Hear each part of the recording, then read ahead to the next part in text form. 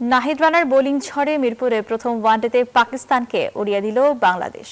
পাকিস্তানের দেয়া ১১৫ রানের টার্গেট তাড়া করে মিরপুরে টাইগাররা জয় পেয়েছে ৮ উইকেট আর ৩৪.৫ ওভারে হাতে রেখে। বল হাতে ৫ উইকেট শিকার করে ম্যাচ সেরা পেসার নাহিদ রানা। এক দশক পর আবারও মিরপুরে বাংলাদেশ পাকিস্তান ওয়ানডে সিরিজ। পাকিস্তানের জন্য ২০১৫ সালে সেই দুঃসহ স্মৃতি আবার ফিরিয়ে আনলো টাইগাররা।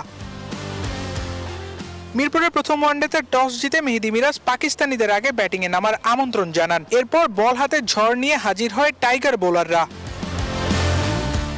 পাকিস্তানের দুই ওপেনার প্রথম ১০ ওভার দেখে শুনে খেলে। এরপর বল হাতে একাই শাহিন আফ্রিদির দলের ব্যাটিং লাইন আপ ধসিয়ে দেন টাইগার গতিদানব নাহিদ রানা ৪১ থেকে ৬৯। এই ২৮ রানের মাঝেই নাহিদ রানা ফিরিয়ে দেন পাকিস্তানের টপ অর্ডারের সব ব্যাটারকে।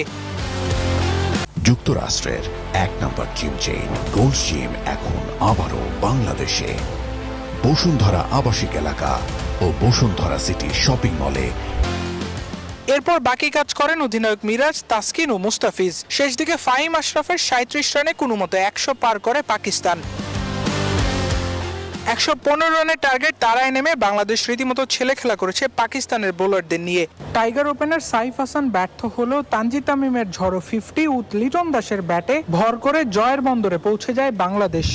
৮ উইকেটের বড় জয় ৩ ম্যাচের ওয়ানডে সিরিজে ১-০তে এগিয়ে গেল বাংলাদেশ। বল হাতে ২৪ রান খরচায় ৫ উইকেট নিয়ে ম্যাচ সেরা হয়েছে নাহিদ রানা। আবরার আল দাইয়ান, নিউজ 24, ঢাকা।